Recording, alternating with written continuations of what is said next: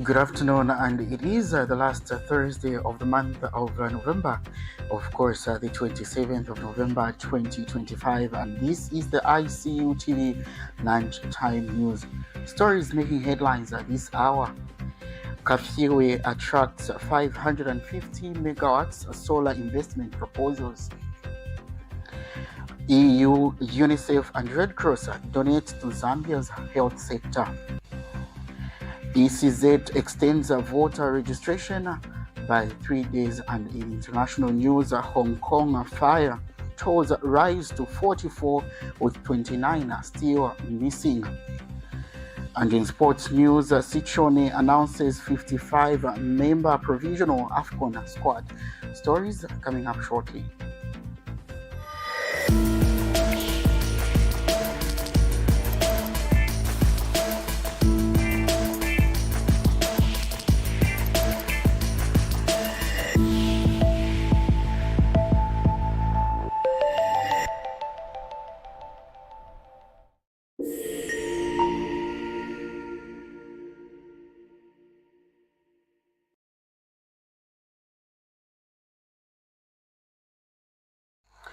Thank you so much, and with the details, I am Mishe Kinjakwa Edgars.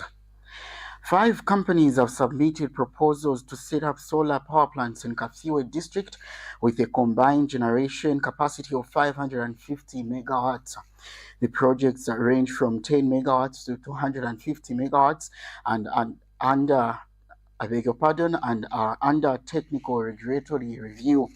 Once approved, the power will be fed into the national grid through the ZESCO substation in KAFUE, supporting the energy security and grid stability.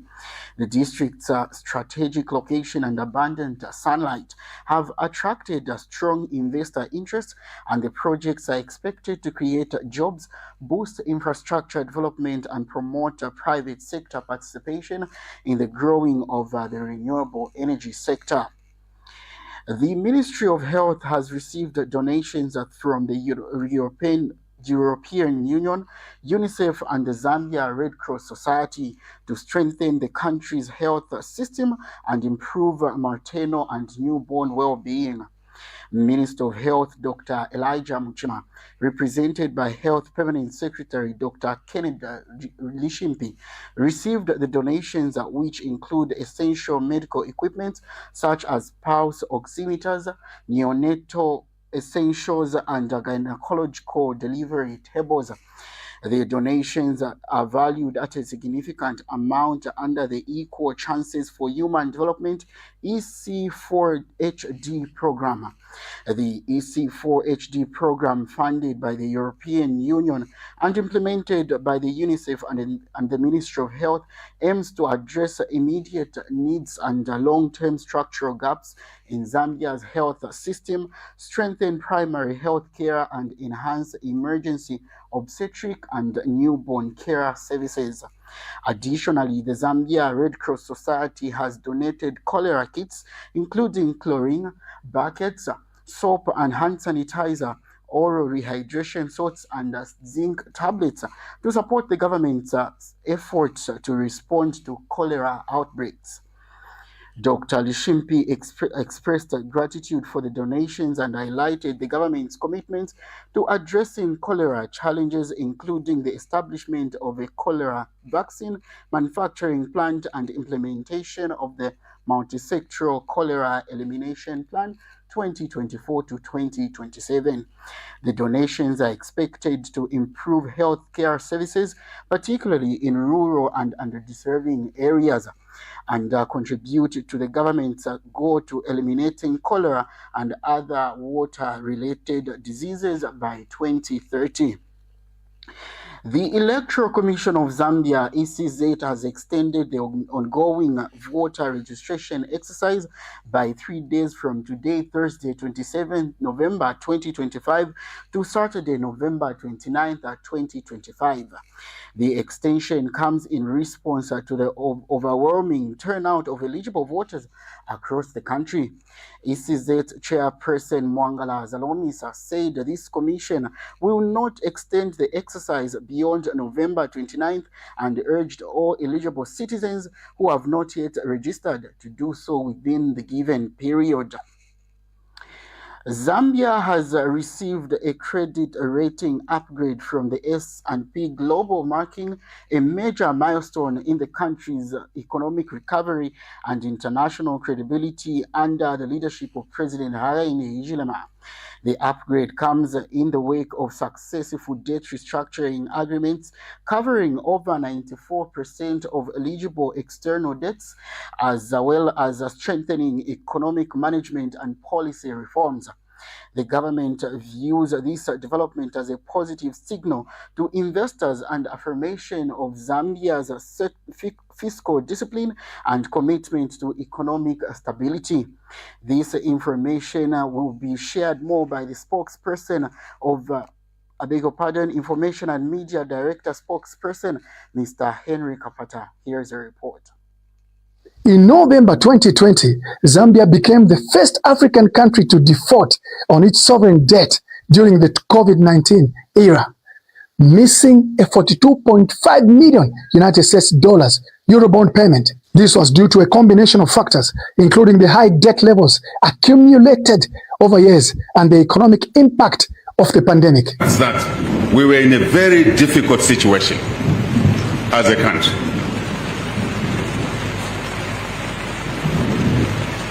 We were living beyond our means. We borrowed money beyond our means to service that debt. There's no contestation about that. We may argue how it came about or who led us into there. The fact is that we had a difficult environment with regard to the debt mountain. Today marks the second day of the Zimbabwe-Zambia Energy Project Summit underway in Livingstone, where leaders, investors, and energy experts continue to engage on regional energy integration, renewable energy expansion, and private sector collaboration.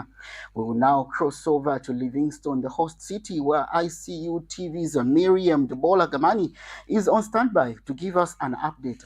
Miriam, I understand there is a lot of things going on, but before we get into today's business, kindly highlight on a few things that took place yesterday.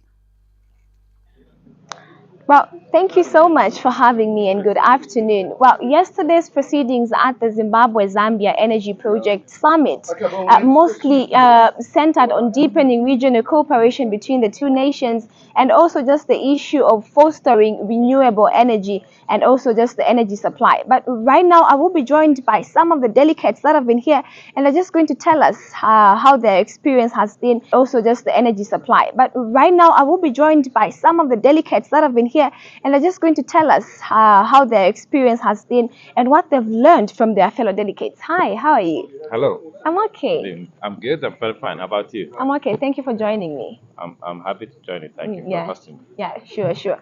So, firstly, how has been your experience so far at this summit? Well, I'm happy to be at the ZIMBABWE summit. It's quite interesting. It's my first time here. First time even in Zambia. I've been it's very interesting session. Sincere apologies as that is due to a technical difficulty, but I will come back to that story after this short break.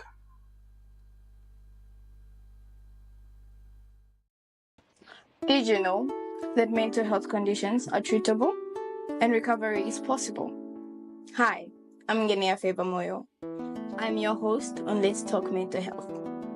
I invite you all to this show where you freely express yourself and together we find a solution.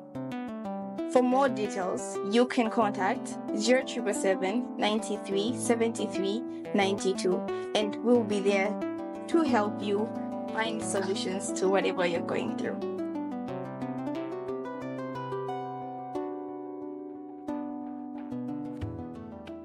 Welcome to the Zambia Research and Development Center, an institution dedicated to national development through capacity building and community development. Established in 2007 by a group of professionals and lecturers, ZRDC has since become a hub of research and innovation in the country. Registered with the Ministry of Home Affairs under the Registrar of Societies, ZRDC pursues cutting-edge research to address pressing social and economic challenges. Get involved. ZRDC engages in activities that stimulate international collaboration, promote knowledge sharing, and make research expertise available to decision makers. Our mission at ZRDC is to foster innovation and capacity building for national development. We believe in addressing poverty and underdevelopment through institutional and capacity building, human empowerment, and gender participation. In our quest to foster innovation and capacity building for national development, ZRDC launched the ZRDC University Sponsorship for Capacity Building and Development Program to facilitate knowledge advancement among ZRDC researchers and those intending to join the research community. Qualified Zambian citizens can pursue education at credible universities in Zambia with guaranteed prospects of joining the ZRDC research community. ZRDC engages in industrial and technological research, covering research development and innovative investigations to drive dynamic industrial development at national and regional levels. Join us at the Zambia Research and Development Center as we continue to innovate, empower, and shape a brighter future for Zambia. ZRDC, fostering innovation and capacity building for national development. Sincere apologies for now, and we have Deborah Gamani right there at Radisson Blue in Livingston giving us an update of what is happening that side. But before that, she is going to run us through what happened yesterday. Miriam, over to you.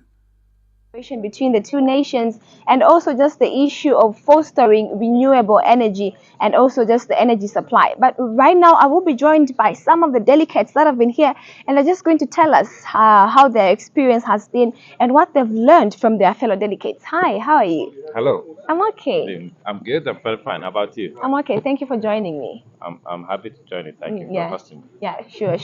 So firstly, how has been your experience so far at this summit?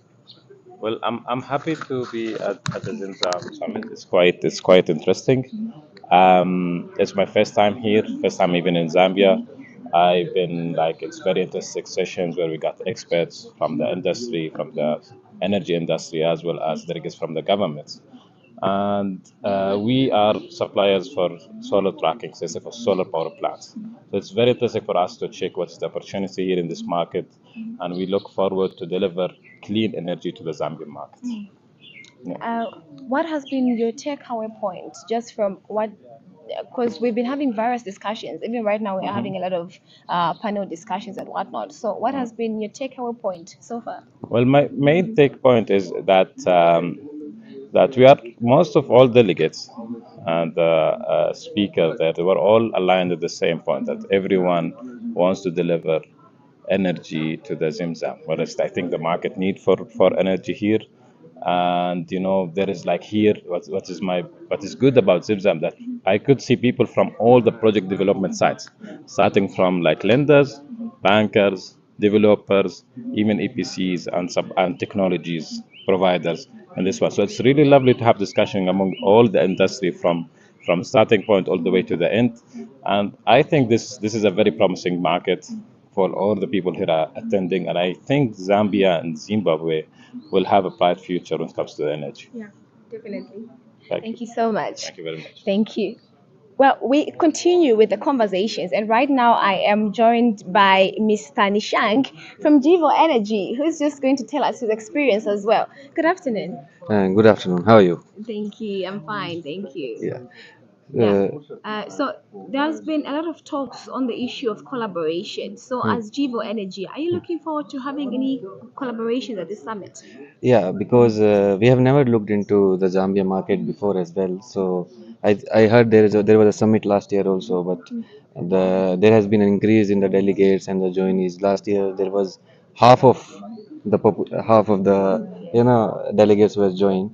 So yeah, we have been looking into the Zambian market, and by hearing from the delegates, from the government delegates, from the bankers, from the lenders, so yeah, so we think there is a good opportunity. It's a growing market, and yeah, we look forward to help the government, help the commercial projects developer as well, mines as well, as an EPC developer, we look for the market, we look for the opportunities, and this is the right place to be for that. Yeah.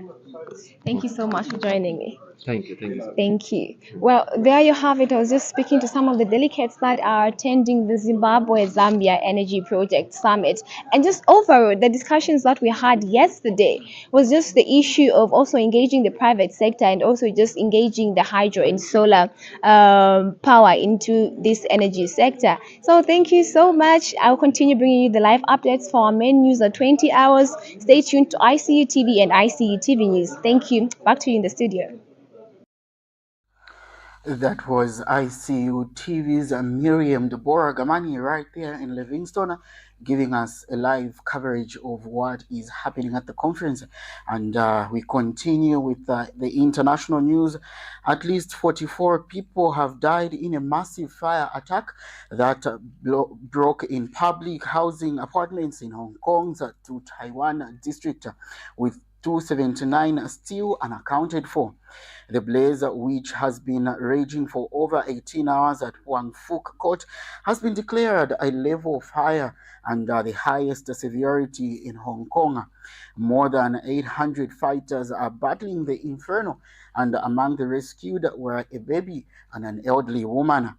3 construction company executives have been arrested for manslaughter over the use of highly flammable equipment that may have fueled the rapid spread in the fire. We'll go for another set of commercials, and still to come is sports news. Don't go away.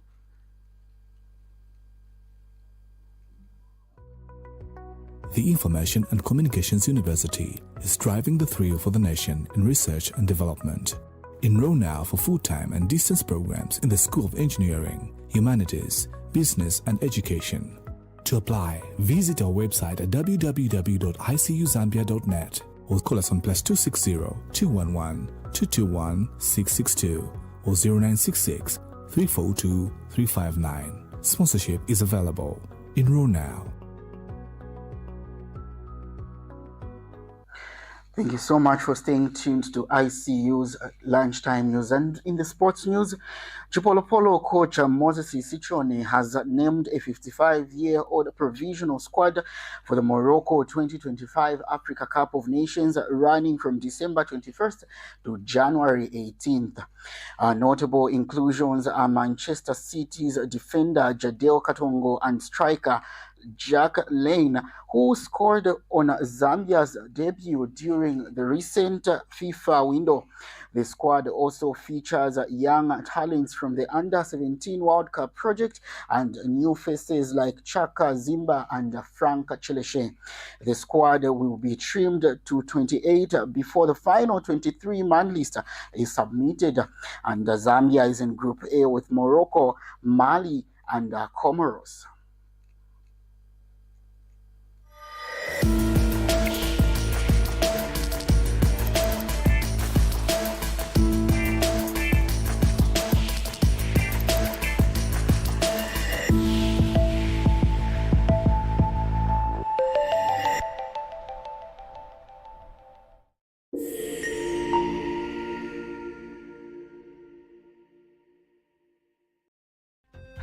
Well, that sports item brings us to the end of today's lunchtime news. But before we let you go, here is a recap of the stories making headlines. KAFUE attracts 550 megawatts solar investment proposals. EU, UNICEF and the Red Cross donate to Zambia's health sector. ECZ extends voter registration by 3 days. In international news, Hong Kong fire death toll rises to 44, with 279 still missing. And in sports news, Sichone announces 55-member provisional AFCON squad. That is all we could accommodate for today's lunchtime news. And on behalf of the entire ICU TV crew, I have been Amishek Njakwa Edgar. Do stay tuned for our main news at 20 hours. Good afternoon.